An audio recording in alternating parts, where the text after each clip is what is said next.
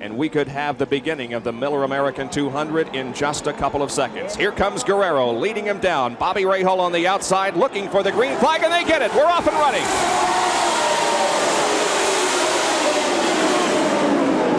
Looks like Roberto's got the jump on Bobby going into the first turn. He's going to get off the turn 2 here now and possibly stretch a lead, but Rahal got a pretty good move on the outside, tried him on the inside 3. But Bobby brakes and lets off the accelerator, and Roberto Guerrero shoots ahead.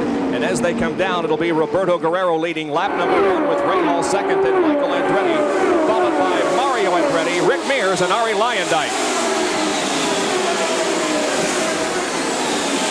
It looks like Roberto's really got a jump on him now after the first lap.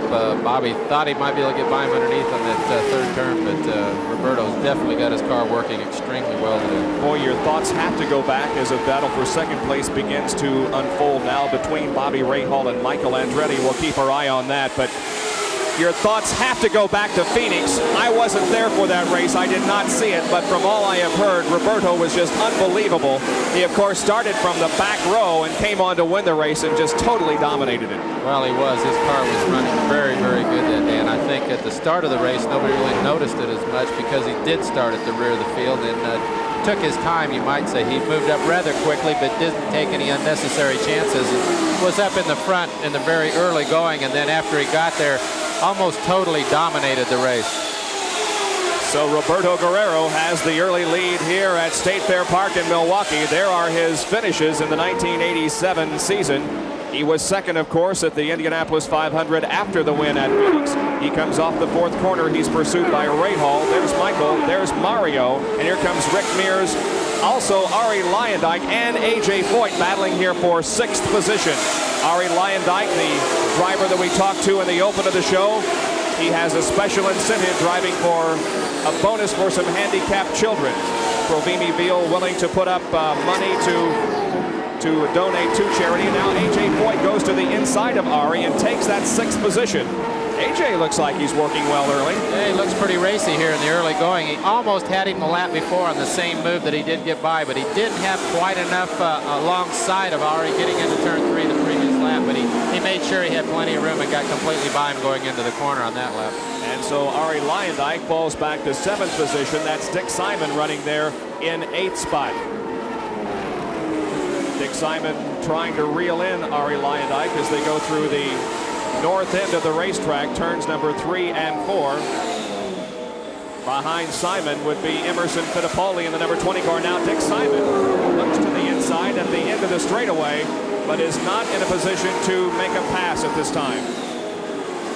In the early going of this race, it's going to be interesting to see how much the track has changed, how everybody's handling characteristics are going to be. It looks as though everybody's running about where they did at the end of practice. Nobody seems to be a whole lot better or a whole lot worse. Compared to last week, or compared to the Indianapolis 500 miles, this is pretty much a sprint race. Does that mean that you drive the race with the thought of trying to get up front and staying there, or do you kind of bide your time and wait till things develop and unfold in front of you? No, it's like you say, a sprint race. It's a race that even though it is 200 laps long, the same as Indianapolis, it's only on a mile track, and you cover this track very, very quickly. And if you get going very fast, you're going to have to contend with lapping cars very quickly, as Roberto is already doing. But if you do get lapped, you can be in trouble and not be able to get back on the lead lap because the track is only 1 mile in size. And here we have, Derek Daly, who I'm taking his place up here in the booth today, out on the track in the Raynor garage door car, trying to get by Allis Jr. And it looks like his car is working rather well, which it has been all weekend long. This is the battle for 10th spot. Allis Jr. in the Domino's car, number 30, has that 10th position nailed down right now. But Derek Daly is about 5 car lengths behind. Derek, in the final practice session yesterday, was very quick. Now, he didn't qualify all that well. He qualified good enough for 12th position, but he was very fast in the final practice yesterday. And that means, or it often means, that the car is working better with the race trim. And there he moves to the inside at the end of the main straightaway and takes over that 10th position from Little Al. Yeah, he had run strong all weekend long and really had slowed down just a little bit, but everybody else seemed to go a little quicker in qualifying, and he moved back quite a few spots. He's been hanging around the 5th or 6th spot in all the practice sessions on the official timing sheet. Well, the Raynor team, for whom Derek Daly is driving this weekend, really had a very tough month of May. There's a look at Derek. The car, of course, or cars in the Raynor garage, 3 of them crashed during the, or at least they were involved in 3 accidents. 2 by Dennis Firestone and 1 by Phil Kruger. And so Derek has taken over this ride for the rest of the season. Now he's approaching the number 20 car, Emerson Fittipaldi, as they come off the 4th turn and onto the straightaway. Immo going to the inside of Randy Lewis, and so is Derek. So Derek has his sights set now on Emerson Fittipaldi. Looks as though he's got the car handling real well, just as I said earlier, he's had all weekend long, but he's working traffic real well and definitely going to close in on Immo. And Allenzer Jr. looking for a good finish here this weekend. And here is 2nd and 3rd positions as we go back up front again with Roberto Guerrero leading this race. It is Bobby Rahal running in 2nd and Michael Andretti in 3rd. They're beginning to lap some of the slower traffic as Danny Sullivan in that Miller American car powered by the Chevy Ilmore goes a lap down to the leader. So already we're seeing Danny Sullivan, who started 17th, 1 lap to the rear. It just seems like that the combination that everybody expected to be good with the Chevy, and you know, even though it's a year-old March, it's just not been able to be put together for Danny today, and he's still struggling, just like he's been doing all weekend. From what you saw in Indianapolis, of course, you drove in the race in a March, but if you had your choice, would you rather have an 87 Lola, you think? Well, you know, if you had your total choice of what you could have, it's obvious that the Lolas have been running very, very good. But then again, you have Roberto Guerrero in a March, so it's tough to say. The way that Mario dominated the race at Indianapolis, you'd have to say, yes, I'd like a Lola. But on the short tracks at Phoenix and also here at Milwaukee, Roberto has run very strong. And as I said, that is an 87 March. Guerrero very strong as he was in heavy traffic, putting Johnny Rutherford, among others, a lap down. We've completed 16 out of 200 in the Miller American 200.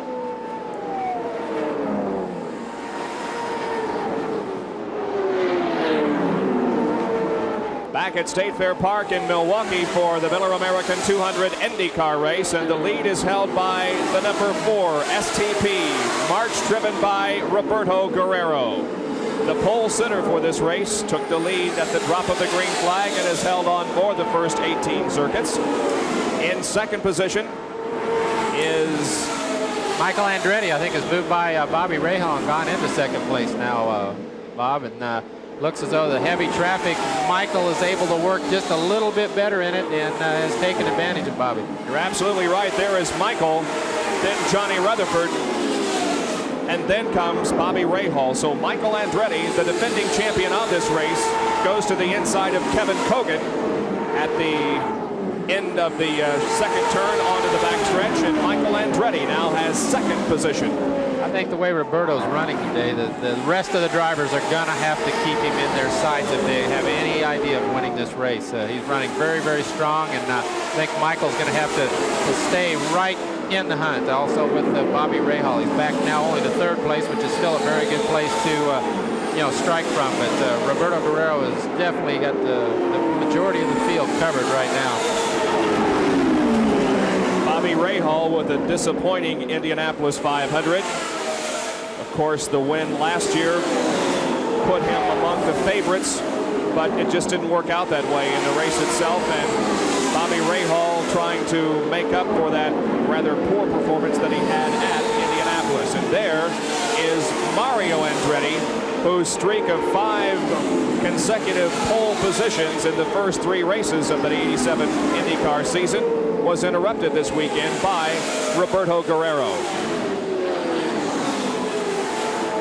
Well, Mario's staying in the hunt too. He's, they're in 4th position, and may not be quite to his liking, the handling of the car. He's not staying quite with the 2 lead cars, his son Michael and Roberto, but I think he's still in a good place to be around at the end to be the winner of this event. Now this is another one of the Chevy Ilmor powered cars, and the one that has shown the most strength here in the early part of the 1987 season. Of course, Roger Penske's crew also runs the Ilmor engine, as does the Marlboro team. But Mario Andretti's performance at Indianapolis and here today shows that they have pretty much worked out the possible problems that were associated with the Ilmor engine in the Mario Andretti car. And here we are, the Valvoline race cam inside Jeff Brabham's car. This gives you a little bit of an idea what the driver is seeing while he's going around the track, and you can see that the corners come up rather quickly, which is one thing that's very tough on the drivers here at Milwaukee. In fact, you don't have the straightaways to rest in like you do at Indianapolis. You're always working, always moving with the car, and it can be for a very long, very tiring afternoon, especially if you're in a car that's not handling just perfectly. Now we see there that he's dropping down below that yellow line quite a bit, at least in the third and fourth turns. Might that indicate something?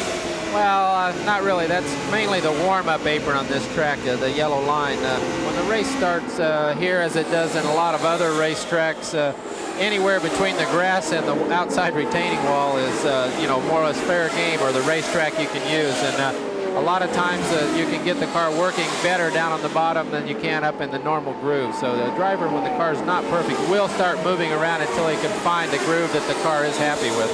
Well, here is the 5th and 6th place battle between Rick Mears and A.J. Foyt. And A.J. is feeling his oats here, so to speak, this afternoon, as he is now right up on the rear wing of that Pennzoil machine driven by Rick Mears and in 6th spot. But these cars are approaching some slower traffic, a couple of slower cars ahead of them, and this might mean a change in this position. Let's watch them as they go down the straightaway.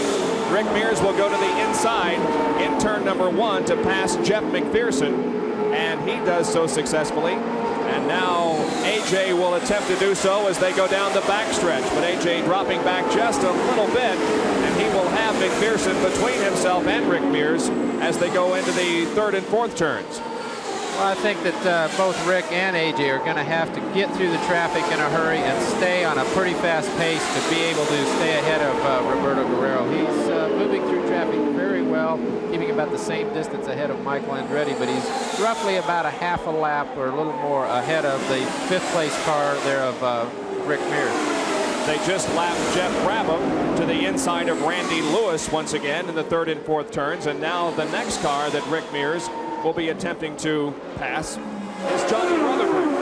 And we noticed Johnny at the beginning of the race just had a terrible start. The car obviously was not up to full song when the green flag dropped, and Johnny has not been performing well at all. I think that John's been having a little bit of trouble this weekend with the car, and I'm not sure exactly what happened on the start, but it looked like the car was rather lazy and did not want to respond, and he did not get a real good start. There is Arie Luyendyk, who himself is catching A.J. Foyt, so we're going to have a 3-car battle here.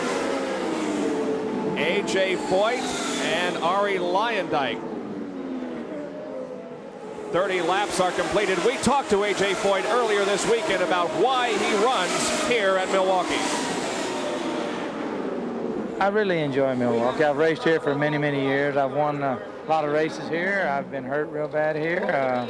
I don't know. I just like Milwaukee, and I think to be competitive, you need to come to these some of these short tracks like this. And this is a good handling racetrack, and just see how far behind you are, if you're ahead or what.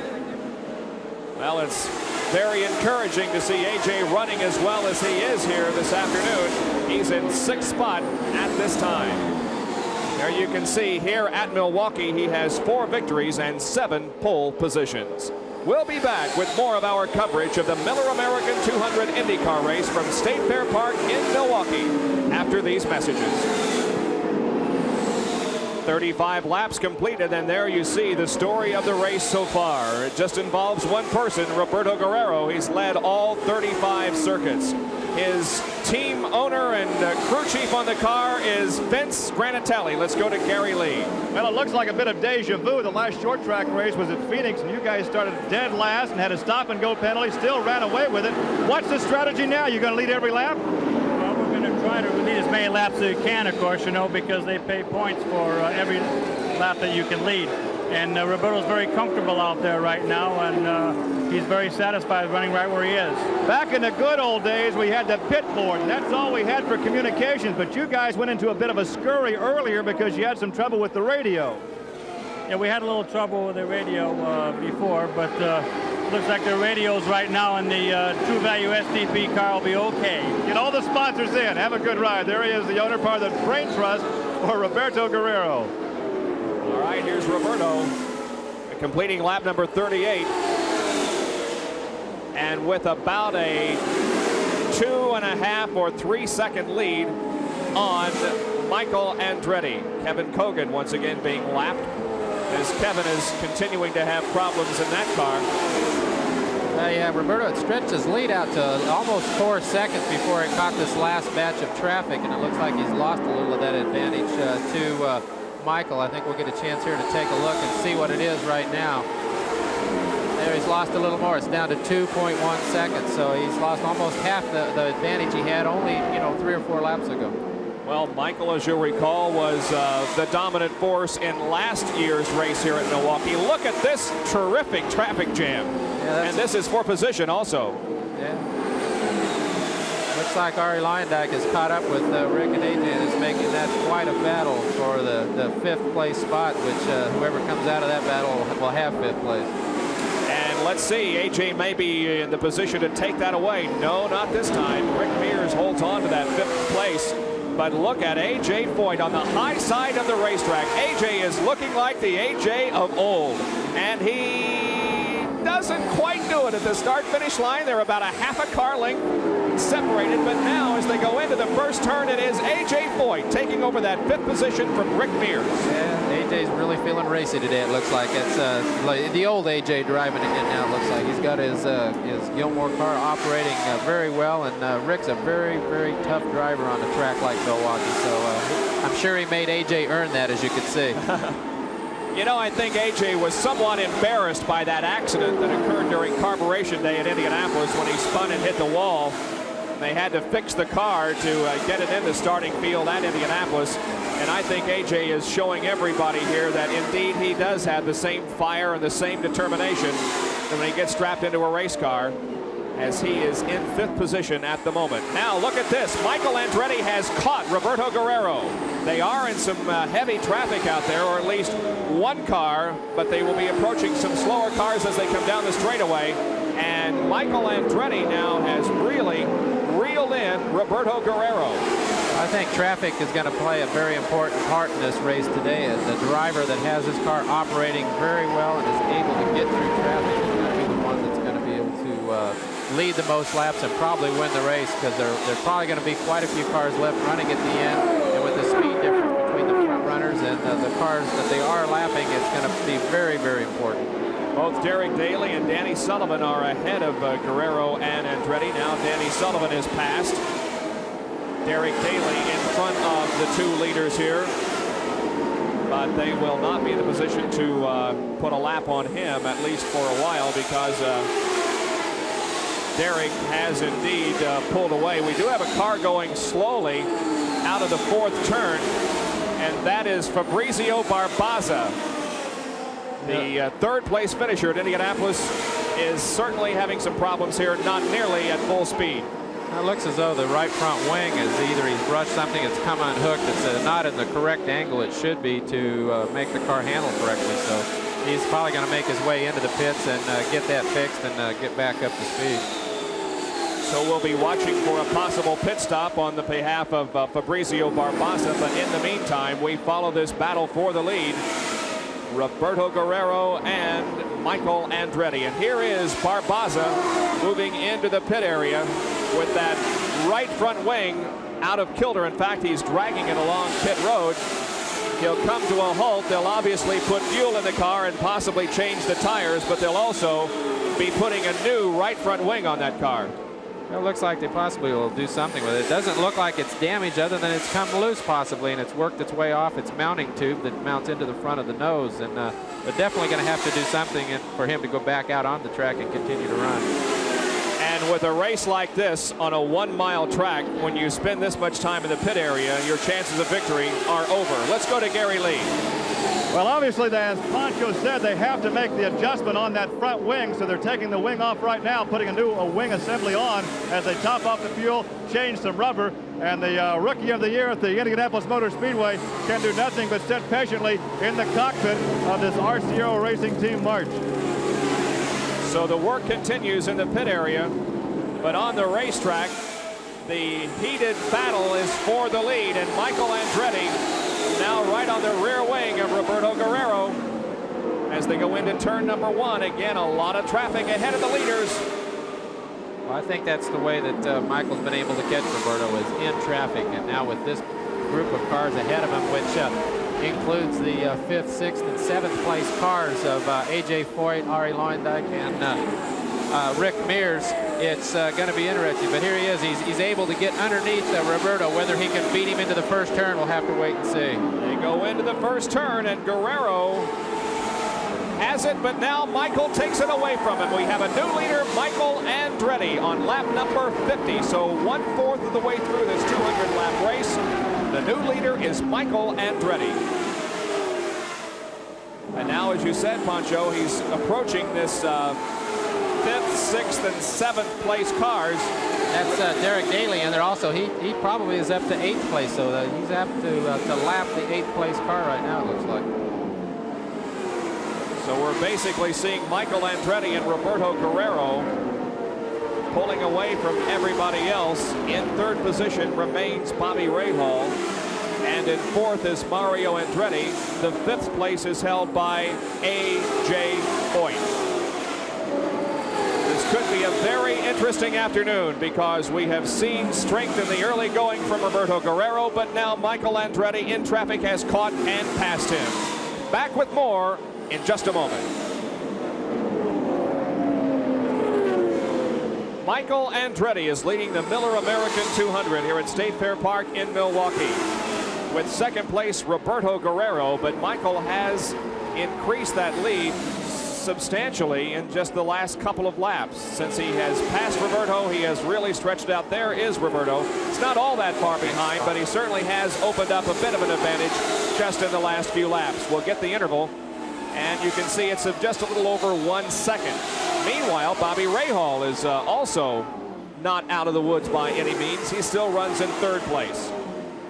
Now, in fact, he's made up a little ground with the traffic. He is now closing in a little bit on Roberto Guerrero. The group of cars that they're trying to get by are what we talked about, the 5th, 6th place cars, and they're able to run, as you can see, all over the racetrack. But they're really running close to the speed of the leader, and it's making it very hard for Michael Andretti to get any kind of advantage on him and get by him. There is A.J. Foyt, that 2nd car there in the picture, and he is in 5th at the moment, but the leaders aren't too far behind him at all. Dick Simon, of course, the number 22 car that is ahead of A.J. Foyt. So Foyt's going to have his hands full here, staying on the lead lap as Derek Daly and Al Unser Jr. go into turn 1 side by side. Derek's car working good, though. That certainly is. In fact, he's moved ahead of Arie Luyendyk now, and I'm not sure the scoring, but I think he possibly could be up in the 6th place right now. There is Michael Andretti as he is behind now Arie Luyendyk and Al Unser Jr. But again, because of the traffic, Roberto Guerrero and Bobby Rahal have both caught Michael. And here is Roberto going high in turn number 1 and looking to the outside, but now dropping in behind Michael. Michael will apparently take the inside route, passing Al Unser Jr. in the backstretch going into turn number 3, and Roberto is going to try the high side on Al Unser Jr. This might be the way that Roberto can find a different groove, by having to take and pass people high and low. He may find a place that his car is working a little better and be able to get his advantage back on Michael.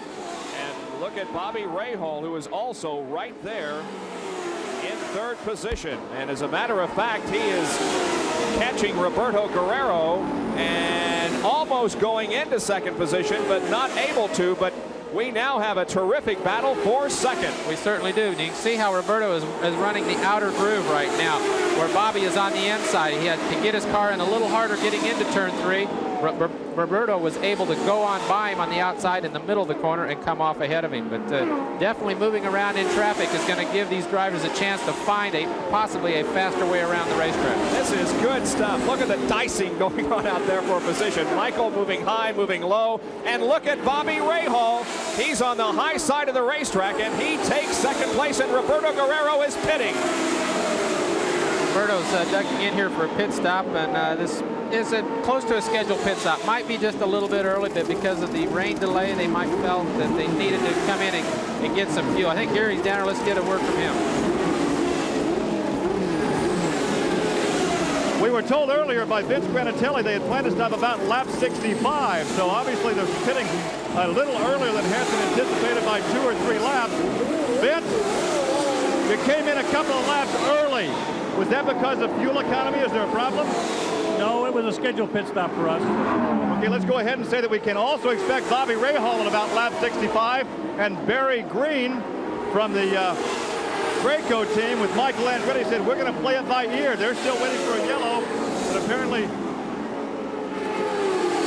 we're still waiting for Bobby, and we're still waiting for Michael. Michael was about to come in the last time around. The crew was out, and then they went back across the wall, but they're back out again. Okay, we'll keep an eye on the situation because Michael's crew is ready on pit road. Let's see if he makes the stop this time around. Meanwhile, Rahal is challenging Michael for that top spot.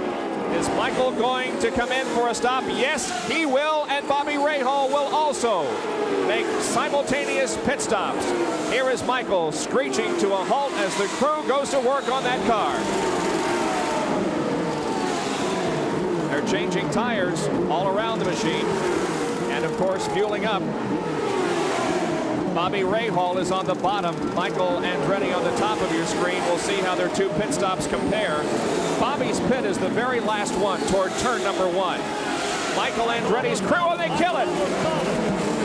He got the fire. He's trying to get a push. And now he is almost underway with a push away from the crew, but he stalled it here in the pit area. A costly stop for Michael Andretti. He is moving away very slowly. Well, it looks as though Bobby Rahal had a little problem in the pits, too. They had to plug the air jack back in. I'm not sure exactly why, but he did get back out of the pits rather quickly and did get ahead of Michael in doing so. Michael Andretti and Bobby Rahal. Our current leader now, Mario, just ducked into pits. He's going to get his stop. We'll see if he has any trouble. If he has a good stop, there's a good chance that he'll come out a leader again. Here's Gary Lee to call the stop. Well, he stopped right on the money as they changed 3 tires, topping off the 40 gallons of methanol. The crew very efficient for the head of car wash Lola. Trying to rev the engine up to keep it going. A little silly to fuel, but he's underway. A good stop for Mario Andretti. Rick Mears has also made a stop. AJ Foyt leading the race right now. He has not made his pit stop yet, so the techs, AJ is out there showing everybody his stuff. I think he's getting ready for a stop here very shortly. There's an interesting little contest within the contest here because AJ Foyt is only 1 lap ahead of Mario Andretti in the all-time lap led category. Mario needed 2 to go around AJ on that list, but instead AJ is the one that's leading the race and widening the interval, just so to speak. Here is AJ coming in for his routine pit stop, and his comes on lap number 68. Now remember, Roberto Guerrero was the first to come in on lap number 63. Here is AJ's stop. I am here. Go ahead, Gary. Well, here is AJ, 7 times in the pole position, a 4-time winner here at Milwaukee Supertech, getting a 4-tire change to top off the fuel. Keep the engine revved up, and we can see a yellow light in the cockpit. Maybe the poncho can indicate what that may be trying to tell the driver. He engages the clutch, kills the engine. AJ Foyt kills the engine. A crew member pulls him back. They roll a tire out of the way, and now they run for the starter. AJ is furious. AJ is furious. You can see the color of red, almost the color of his helmet, pointing down to the cockpit. Oh, Supertech is Steve. They cannot get the car this is a tough break. You can see the frustration on AJ. Can't get it out of gear. Now it's out of gear. He had it apparently in one of the gears, could not get the clutch to work, could not get it out of gear. Now one of the crew members run over. He gets it in. Oh, now we have a fire. The flame shooting out of the back, but there's no certified. Now one of the fires apparently was, one of the crewmen may have been hit by one of the bursts of flame, and Foyt's still trying to get it out of the pit area. Well, there was a lot of flames coming out of the turbocharger. It was nothing more than just a small turbo fire, but nevertheless there was flame coming out from the rear of the car, and it could very well have singed the crewman that was working trying to get the car started. So the first round of pit stops have been completed, and we'll resume our coverage after this. Derek Daly was leading this race until he came in just a second or two ago for a pit stop. Derek is obviously happy with the way that car is performing.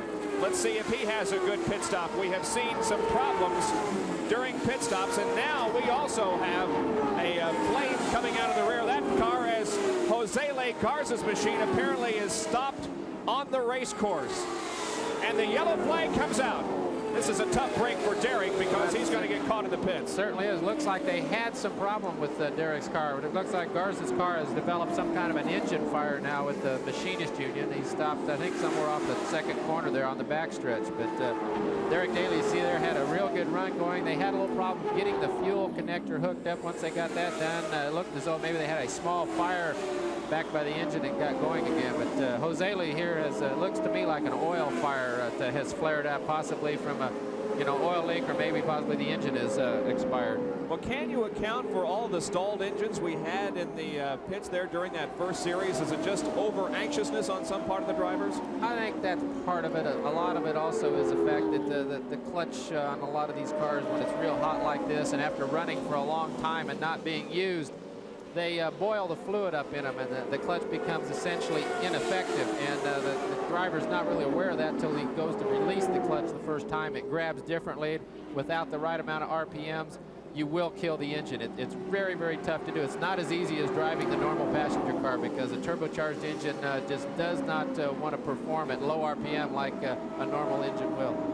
So there's the insight on that from our color commentator in the booth here, Pancho Carter. We're 78 laps into this race, and now Roberto Guerrero goes back on top. We are yellow because of Jose Garza's car stopped on the track. Fourth, we are about to go green once again. There is Roberto Guerrero coming off of corner number 4. The pace car ducks to the pit area, and the green flag flies once again over the 1 mile magnificent Milwaukee mile. Running in second position, and he has clear sailing between himself and Guerrero. We'll see how strong Mario's Lola Chevy is. I think that goes to show you what the pit stop did.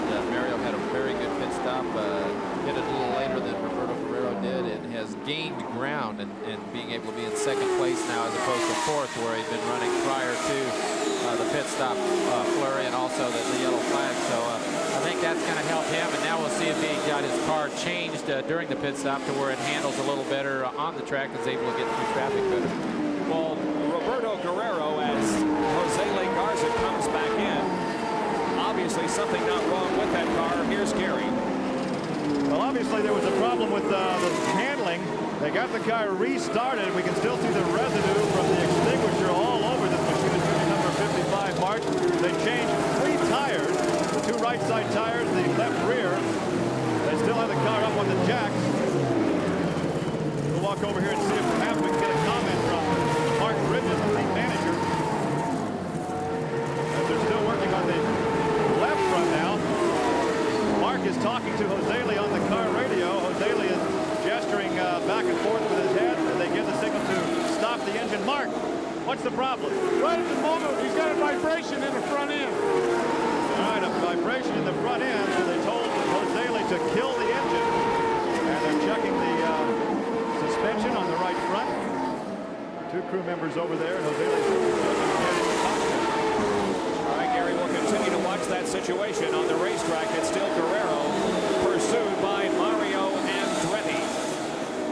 Now, Roberto pitted on lap number 63, and had we had a race in which there were no caution periods, had to have 3 pit stops, and everybody else pitted later than that. It would have allowed them to complete the race on just 2 pit stops, but because of that yellow, did that give him enough time to now be able to go with only 1 more stop?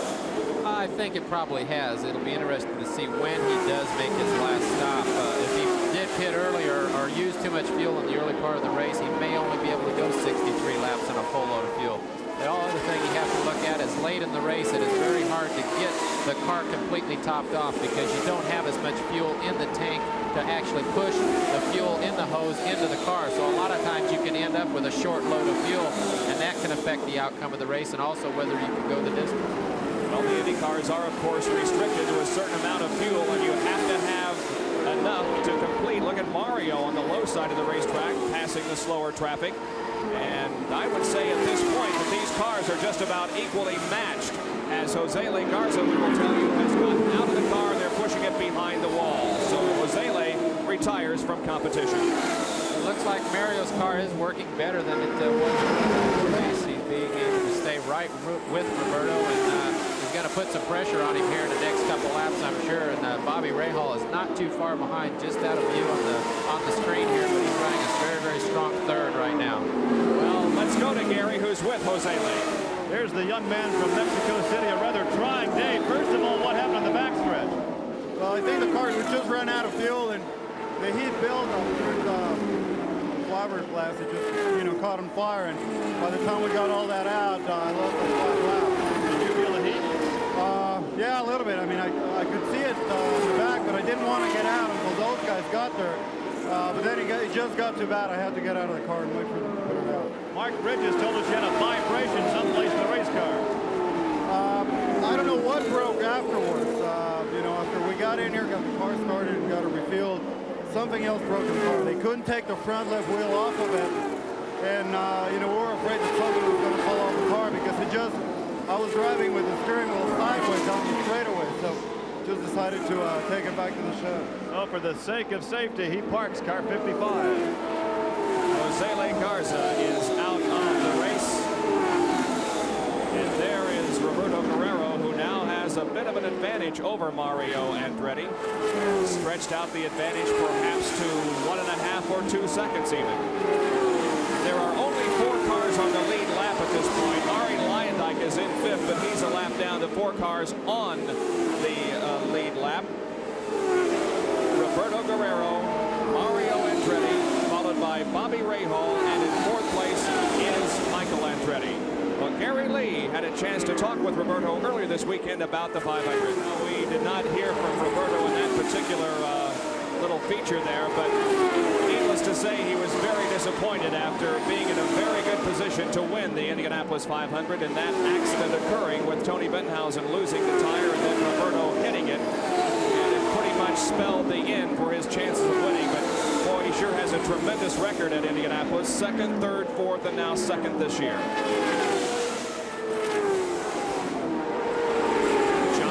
Is being lapped by our leader as we are very close to the halfway point. Now here we go inside the Jeff Brabham car, the Valvoline race car, and we'll just take a lap with Jeff. It looks as though Jeff's car is handling halfway decent. Got a little bit of understeer there. You can see his hand rolling up more than the top of the wheel, or quite high on the wheel. There he is going down the backstretch now and entering turn 3. And you can see his hand quite a bit up into view, which probably indicates the car is understeering a little bit. He is able to stay right with the car that he's following down the front stretch. And we have a car smoking. That's Dick Simon. He's right there. It looks as though Roberto is starting to catch him to lap him. I'm not sure what the smoke was, but it doesn't seem to have affected him a whole lot. He is slowing down a little bit, but not a whole lot. Dropping to the inside of the racetrack and allowing the faster drivers to get by. It would appear as if the G-forces on this racetrack are pretty, as Tom Sneva comes in for a pit stop, the G-forces have to be very strong going around these corners at 140, 50 miles an hour. Well, they certainly are. The highest thing on the car is the driver's head, and because of all the downforce the car gets, the traction it gets with the tires, it tries to throw everything that's not hooked down out of the car. And, as you see here Mario's having a real battle with Roberto, but the driver's head tries to get thrown out of the car because of the G-force, and that's one thing that the drivers have to be in good physical shape in order to drive this race. It is the same number of laps as Indianapolis. It will get over in a shorter period of time, but it's much more demanding than Indianapolis. So we have seen a very competitive Milwaukee 200 in the first half of the race. We're just past the halfway point with 103 laps now completed, and Roberto Guerrero has his hands full trying to stave off the challenge of Mario Andretti. And Bobby Rahal is not too far behind, and Michael Andretti is also on the lead lap. With very few cars having dropped out of this contest, it just means for more traffic out there, and we have seen so far in the race that more traffic means closer competition among the front runners. Back with more in just a moment at the Miller American 200. We have had a crash. Rick Mears has hit the wall. Just coming off from four. Yeah. And boy, he has really torn up the right side of that race car. And we're seeing Rick trying to get out of the car. Meanwhile, this presents a very opportune time for the drivers to come in for another pit stop. This, you know, make it a little early to go to the end, I think, unless this is a lengthy yellow. As you can see Rick trying to get out of the car here. It's can't tell for sure. He's moving around in there. Not sure if he's partially trapped in or just waiting to make sure that everybody is slowed down and the rescue crew is there before he gets out. But here we have Mario beating Roberto out of the pits on the stop. So he's the leader now. If all the front runners do come in for a stop under this yellow flag situation. And I believe that Rahal is going to beat Guerrero out of the pits. Yes, so it's going to be Mario, Rahal, and Guerrero in that order. And then Michael Andretti will be both back to green. Our concern at the moment is, though, for Rick Mears. We saw him trying to get out of the race car just a few moments ago, and he appears to be okay. But some of the nose machine, the nose of the car could have come back and partially pinned him. That apparently is not the case. As you can see, Rick momentarily sitting on the outside wall. He's, standing up, walking around. He looks as though he's all right. So that's good to see. It does look like he's done some substantial damage to the right side of the Pennzoil March, but he does look all right there, standing in front of the truck and getting his neck collar and gloves and everything off. One of the 86 marches in competition here this weekend, as several teams have elected to go with the 86 march setup. Of course, the Penske team was determined in the early stages of this season to go with the PC-16 Penske chassis, but that chassis apparently is going to have some more research and development before it becomes a competitive one. So instead, Roger Penske and the entire crew has decided to go back to the 86 marches. And there is Dick Simon coming in for a stop with some smoke coming out of that car. And we saw that smoke on the racetrack a few laps ago, and it gave us some concern then. And now as the smoke really pours out of the rear end of that machine, Dick may be having some serious problems. It looks as though they've had some kind of problem with the turbocharger. A lot of times when you lose a bearing or a seal in the turbocharger, which is lubricated with engine oil, it leaks into the turbocharger and it causes that situation there where you do get some smoke. And if you run it long enough, you could even get a fire back. It looks as though they're going to try and do some repairs, maybe change the turbocharger. The oldest driver in IndyCar racing is 53 years of age. Another one of the veterans that have proven this year that age really doesn't make a difference, at least in qualifying, because Dick qualified very well at Indianapolis. He qualified very well here. The veterans are certainly giving the younger drivers, giving them some competition this year. There you can see more or less a stovepipe is what they put on that. It's a device to take and use a regular stovepipe material, put it over the turbocharger, and that lets the fumes from the turbocharger get up away from the car, and then hopefully will not set anything on fire. But not a real sophisticated piece of equipment, but it does do its job. And I think that's possibly what it is. You can see there's a lot of oil smoke coming out of there, and for some reason we have got oil inside the turbocharger. So Dick Simon is still sitting in the pit area, trying to correct that problem down there, while we are under yellow because of the Rick Mears accident up in turn number 4.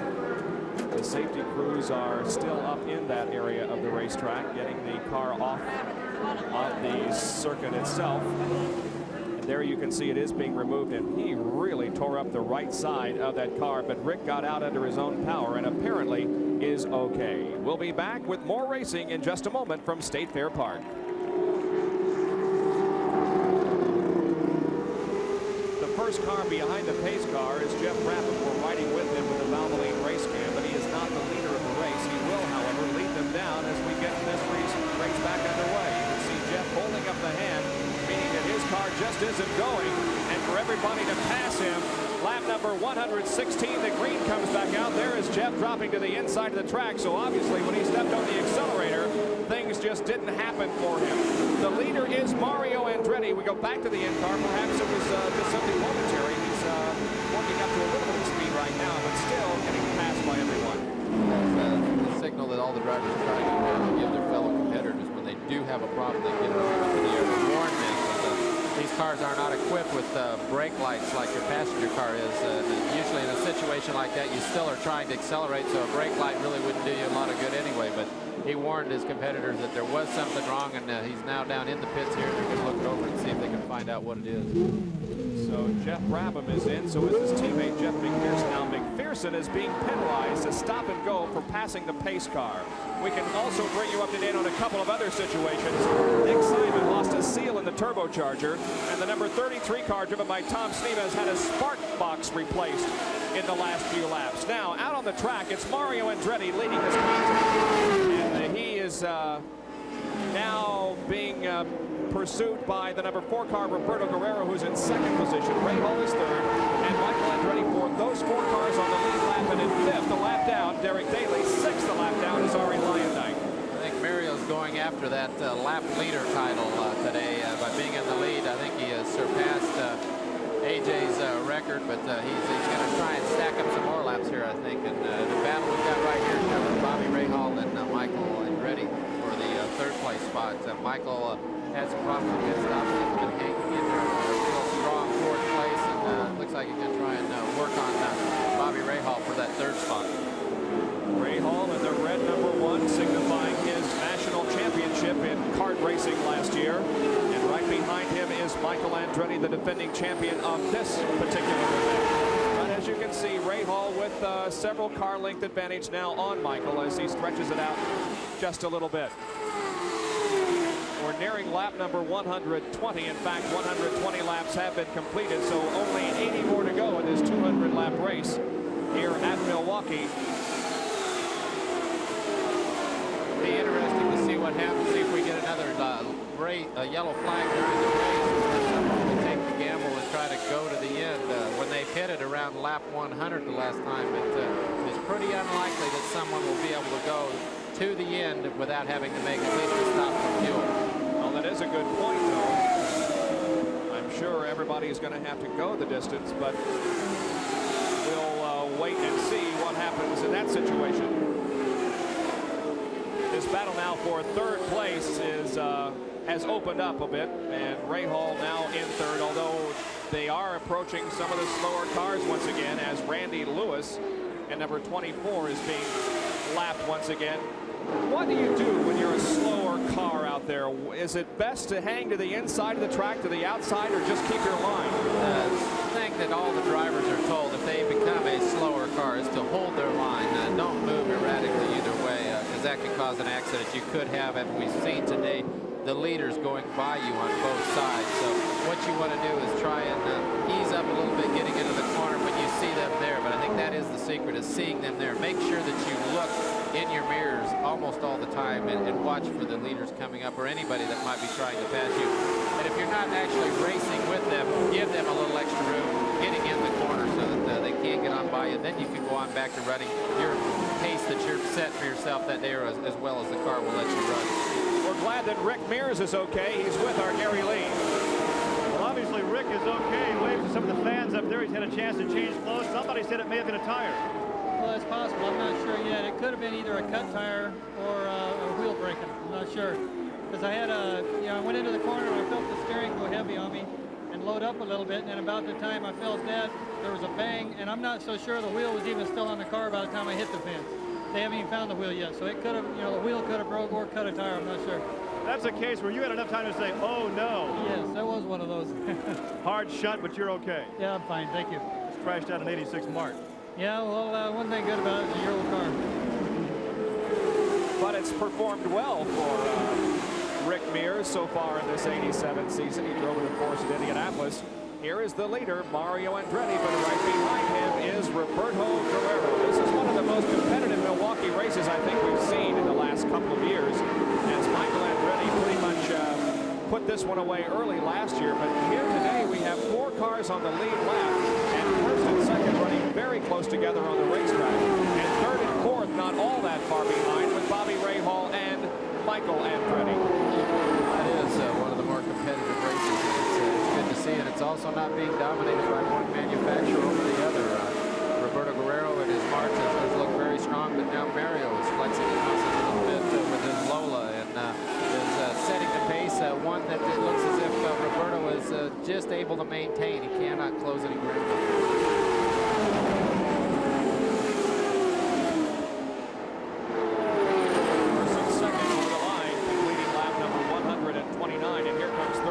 That's Bobby Rahal and Michael Andretti, and you can see how close they are on the racetrack. Here again, another manufacturer duel. We've got a Lola that Bobby Rahal is in, leading this particular group here. And Michael Andretti, you know, in a March, right in behind him. Mario working his way past Danny Sullivan. So there's one Chevrolet that's running very strong today, and Mario's and one in Danny's. It's not quite up to par, you might say. Well, if Mario can hold on for the victory here this afternoon, it will be the second win of the season for the Chevy Ilmore engine. Mario, of course, won the very first race of the year on the road course in Long Beach. Of course, had the pole position for the Indianapolis 500 with the Ilmore, and now is leading this short track race, so to speak, here in Milwaukee. That's Johnny Rutherford that moves out of the way of Mario Andretti as they come out of the second corner. The other engine manufacturer represented in today's race, Honda, powers the cars driven by Josef Newgarden and Jeff Franklin, but neither one of those are being shown on the lead lap in the race at this point. And they're also passing Tom Sneva, or at least Mario trying to pass Tom Sneva in the Skull Bandit number 33. Back after this.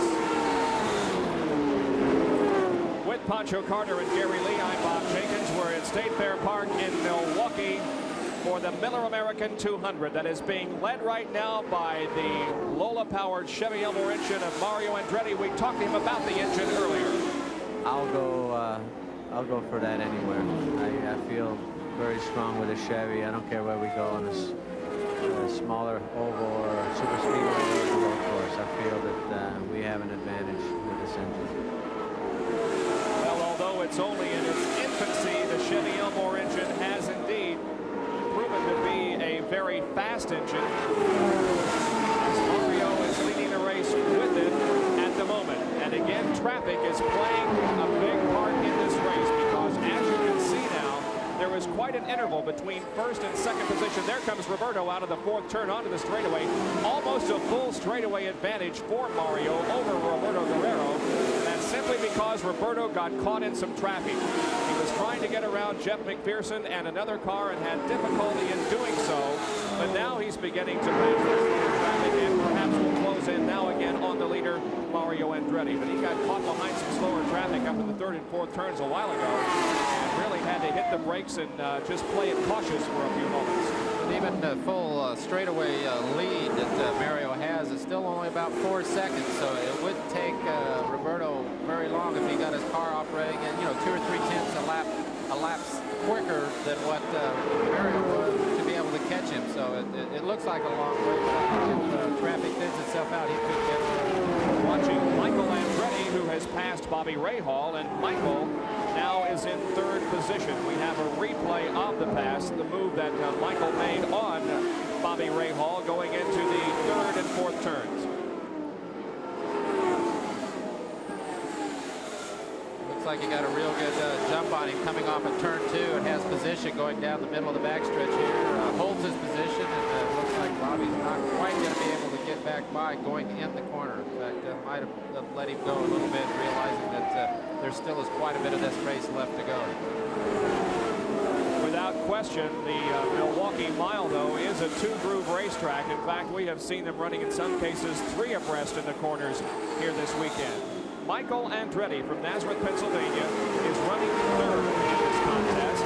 In 4th position is the number 1 car, Bobby Rahal, and 5th still being shown as Derek Daly.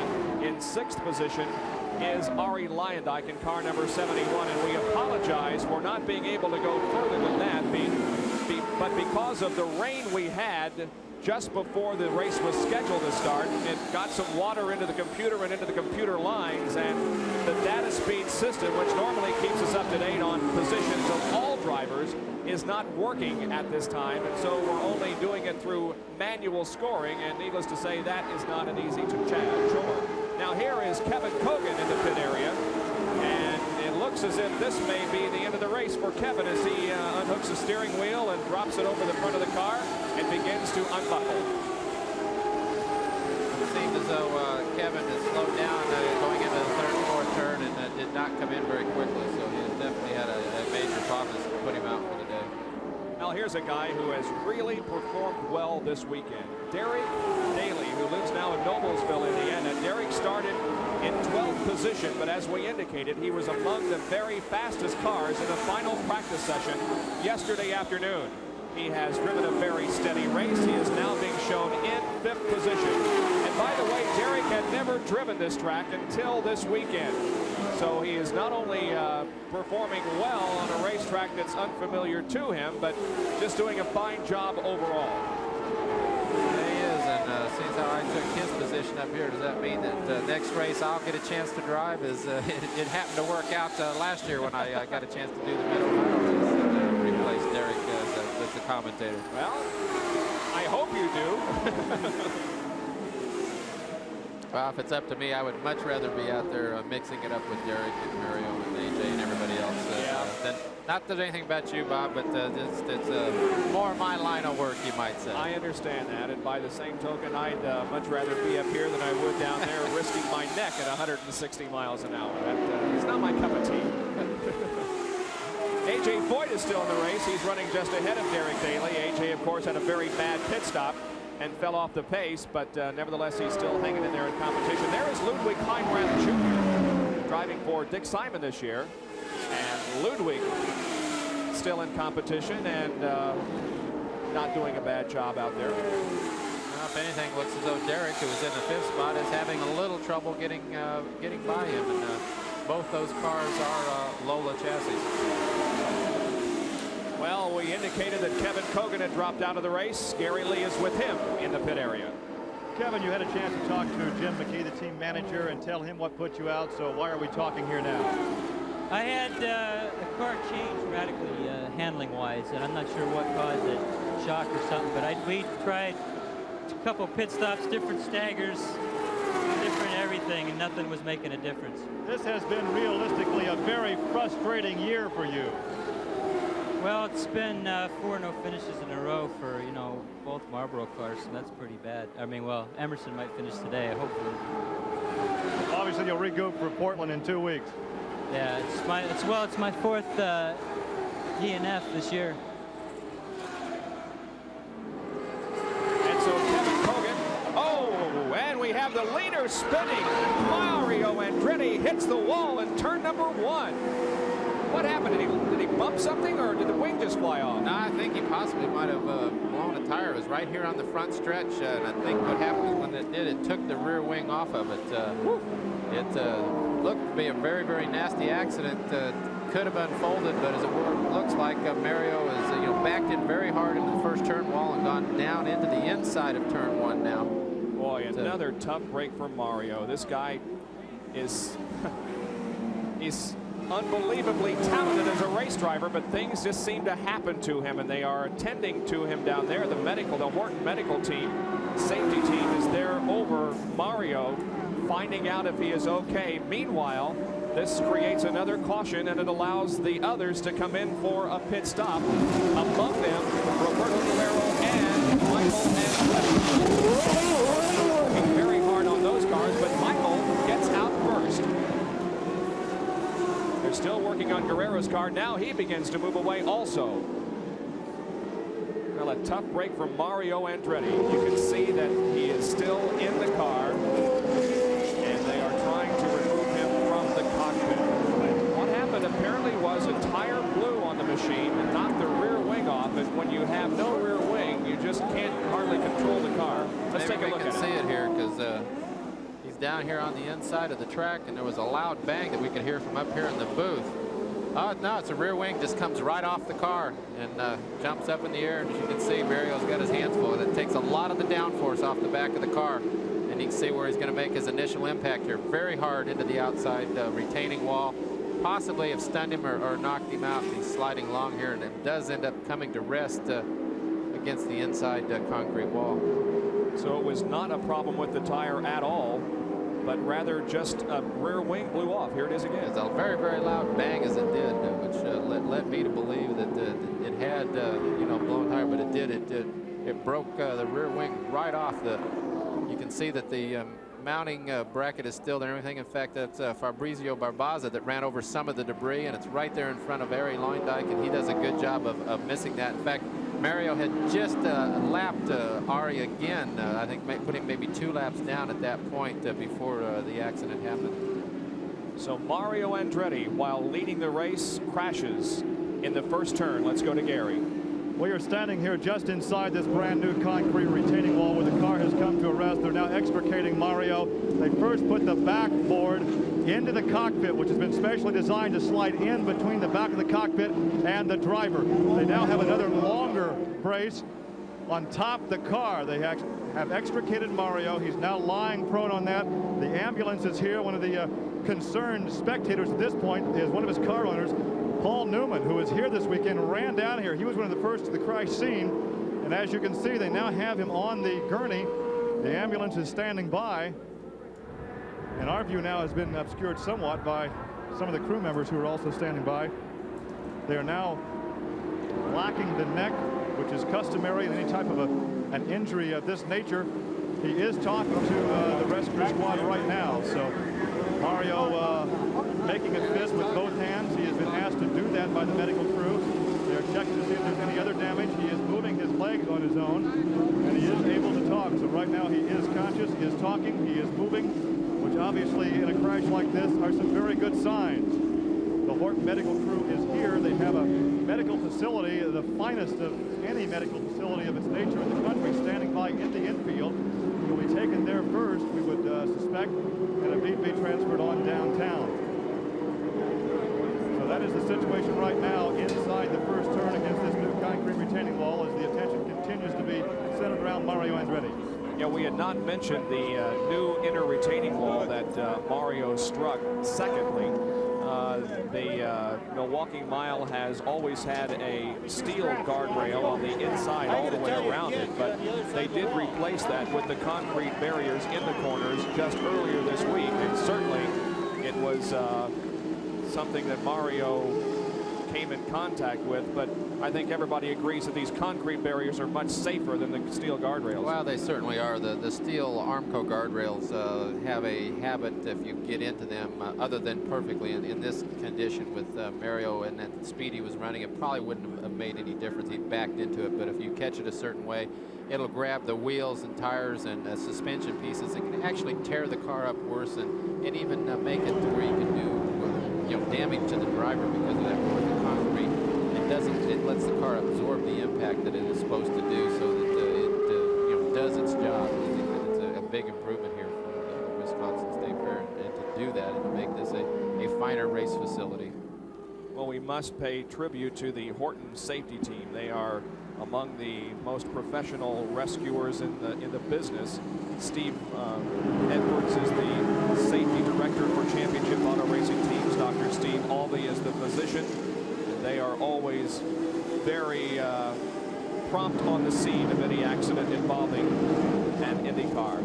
Bobby Rahal, we understand, is also in the pits as they're changing the rubber all around that car and putting the final drops of fuel in, probably because we only have 45 more laps to go. And It looks as though he's going with another fresh set of tires. I can see the sticker still on the right rear. In fact, you can see him now on all the tires. So he's come in to go for a fresh set of tires and try to go out and run, you know, Michael Andretti down, who is leading right now. And I'm sure that it's very much on his mind as to how his father is. But being a son myself of a race driver, I think that you know, he realizes that it's part of the hazard, and that I'm sure his crew will radio him that Mario has been taken out of the car, and as soon as we know something, or through the crew, they will get it to Michael so he can more or less get back to the point of hand, and that's driving his Craco Special. Well, it certainly is of utmost importance for him to keep his mind on the race itself, because he is leading and in a very good position to walk off as the winner of this 200-miler here in Milwaukee. Back after this. The pace begins to quicken, and the green flag is flying once again. The race resumes, and it was on lap number 162. Michael Andretti is the 4th car in line there. There's a battle, though, going on for 4th spot with Arie Luyendyk and Derek Daly. Derek had been in 4th and Arie in 5th, but they're really going at it right ahead of Michael Andretti. They really don't want to give ground to the leader, and you've got Roberto going by on the outside. So you've got 2 different groups of cars battling for position. It's a very, very tight running down there. Well, there's no way you can give the move over flag to Arie Luyendyk and Derek Daly, because they are battling themselves for position, but it has really cost Michael Andretti, as Roberto went on the outside of both of them and passed and went into the lead. So now Michael begins to get around those cars, passing right now Derek Daly at the end of the backstretch.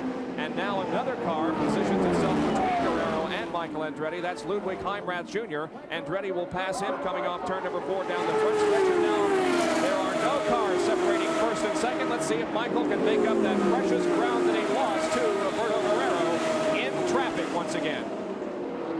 There again, traffic plays an important role in how a race outcomes stops. Michael got a little bit of in and out ahead of Roberto, but the on-track action here today has been very good. Got his car up on the outside groove and motored by everybody, and is leading the race right now. There you see, just 35 laps to go in this race. By the way, Derek Daly and Arie Luyendyk are battling for that 5th position, or make that 4th position. However, both are 2 laps down. We have 3 cars on the lead lap, in addition to Guerrero and Michael Andretti. The other car on the lead lap in 3rd position is Bobby Rahal. There he is, trying to weave his way through traffic. He has already passed 6 cars since the green flag dropped. And remember, he came in for some fresh rubber. Maybe that is an advantage for him here in these closing laps. Well, you know, making a late stop on a yellow like that, hopefully you can get the car working a little bit better, but you do lose a lot of ground, and the way traffic is being played today, that could be a costly move. But then again, if his tires are better at the end of the race, he's able to run stronger than either Michael or Roberto, he could end up being the winner today. All right, he is now trying to get by Emerson Fittipaldi, who remains in competition, and the other Marlboro car, his teammate Kevin Cogan, retired from competition a few laps ago. But Emerson Fittipaldi is still out there, and now Bobby tries to set him up going into turn number 3. Can't do it, however.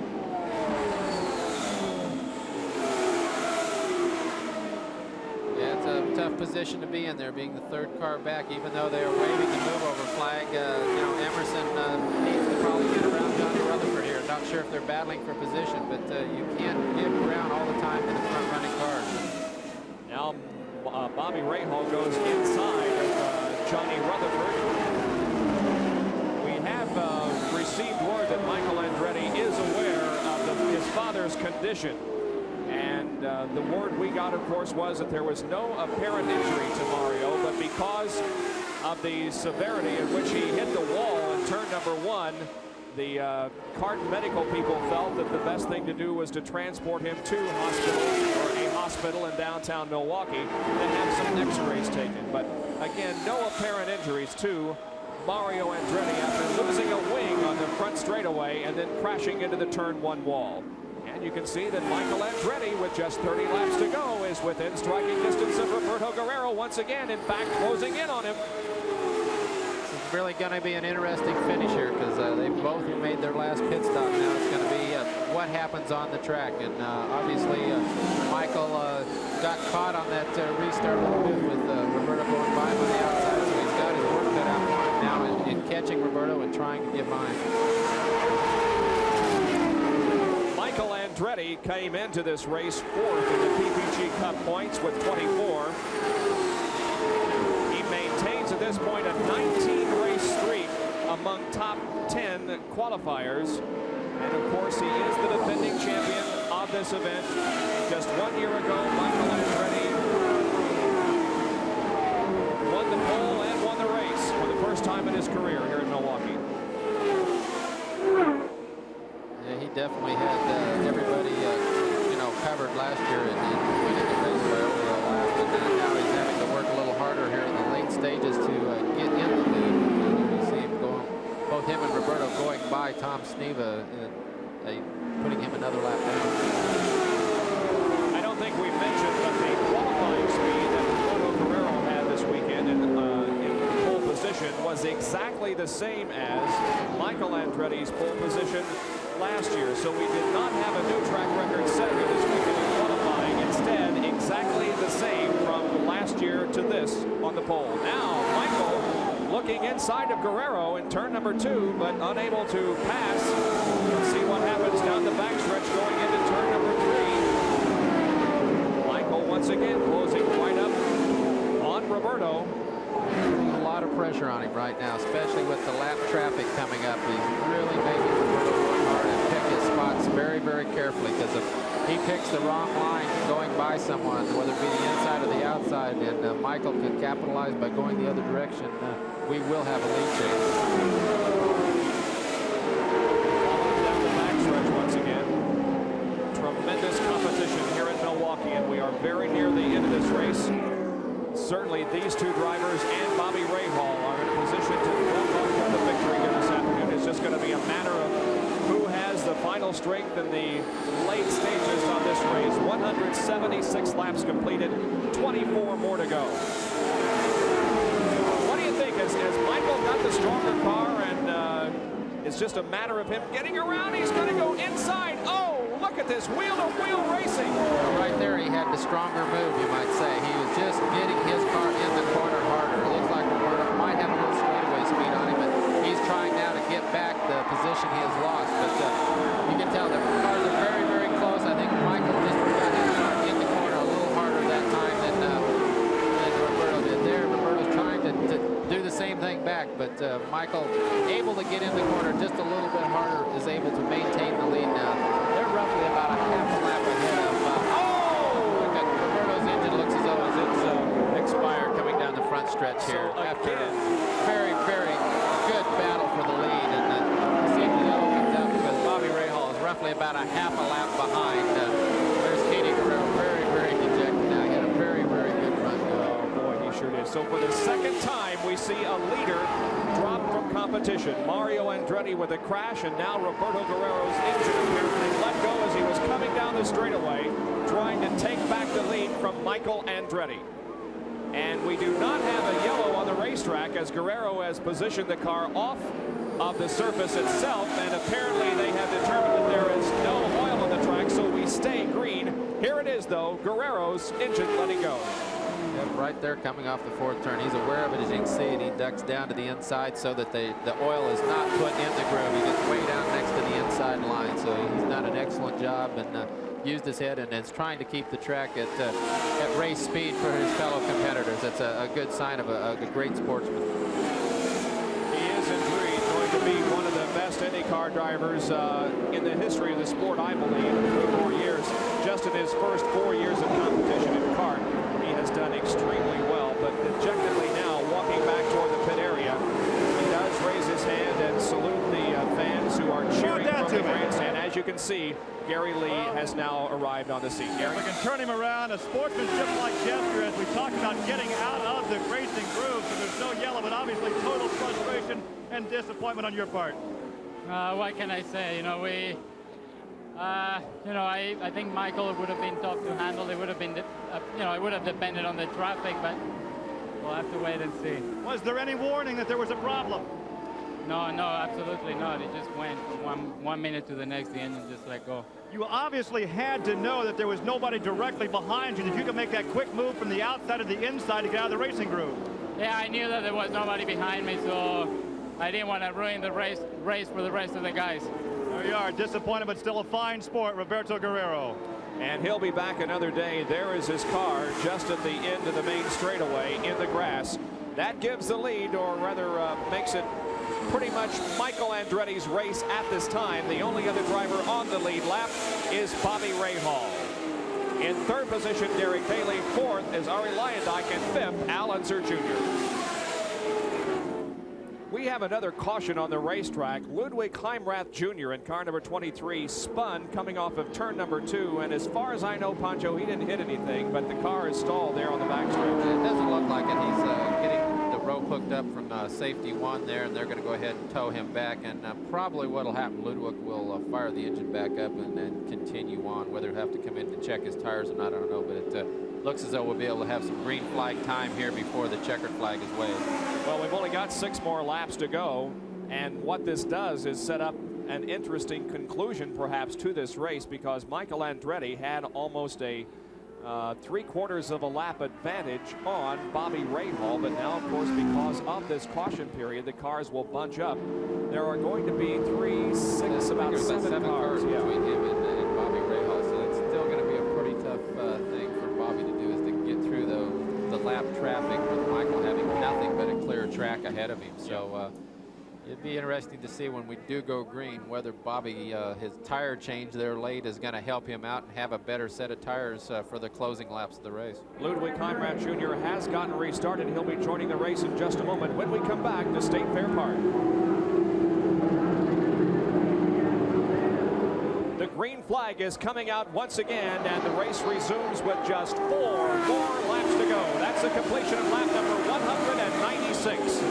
Michael Andretti is the leader of this race, with Bobby Rahal the only other car on the lead lap, but he has about now 6 cars between himself and the leader, and he has a lot of work to do to catch Michael Andretti. I don't think he can do it unless something happens to Michael's car. Well, it's going to be a pretty tough thing to do, but Bobby's giving it his all right now. He's on the inside passing a couple cars, and there you can see the cluster of cars coming off at turn 4. And we've got Derek Daly there contending with him, who's in the 3rd slot, but he is down a few laps. So he's definitely going to let it hang out here a little bit, Bobby is, and try and catch up with Michael with the clear track. Looks like he's going to have the race in hand. Derek Daly is in 3rd, 2 laps down. Arie Luyendyk in 4th, also 2 laps down. And 3 laps down in 5th position is Al Unser Jr. Michael Andretti knows, because of communication from his pit area, that his father's condition is apparently not too bad, because he was taken to a downtown hospital, although there were no apparent injuries from Mario's crash when he lost the rear wing on the car coming down the main straightaway and backed it into the first turn wall. They did take him to the hospital, though, just as a precaution and just to take some x-rays to make sure that there are no broken bones in the spine or in the neck. But now the white flag has dropped on Michael Andretti, and he is in line for his 4th IndyCar win of his career and 2nd in a row here at State Fair Park in Milwaukee. He's in the 3rd turn, now in the 4th turn. Exiting turn number 4 onto the main straightaway, Michael Andretti from Nazareth, Pennsylvania wins the Miller American 200. Able to lead early on and then get down a little bit back as far as 4th, but have a bad pit stop, killed the engine, but be able to come back through the yellows and do a good job of winning this race. He did an excellent job in winning, and you can see his jubilation as he salutes some of the fans in the infield here at State Fair Park. So the next move that he will make is to victory lane, and Gary Lee is already there. We'll have an interview with Michael Andretti, the winner, after this.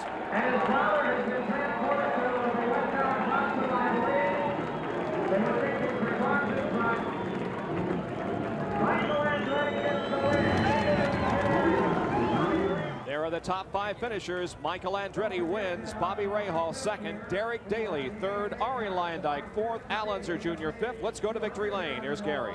And here he is. Congratulations. Obviously a very bittersweet victory for Michael Andretti. It really is. You know, You know, when I saw Dad's car there and him in the stretcher, it just, I didn't know what to feel. But they say he's going to be all right, and you know, this one's for him. Obviously, you got the word from the crew that there were no apparent injuries. He was taken on downtown for some precautionary examinations. But realistically, you allowed the race to come back to you. There at one point there was a clutch problem we heard about, but obviously the race came back and you were in the front. The car got better and better as the race went on, and it looked like the other guys got a little slower. And even though Roberto got me there at the restart, we got him right back, and then he blew the engine. I think our car was working just a little bit better than him, but it would have been a really dogfight. We can hear the emotion in the voice. Congratulations, 2 in a row for Michael here at Milwaukee. Well, it is a very emotional victory lane for Michael Andretti. You can tell that he's just not celebrating very much his victory, although he earned it tremendously. But he does have a lot of concern for his father.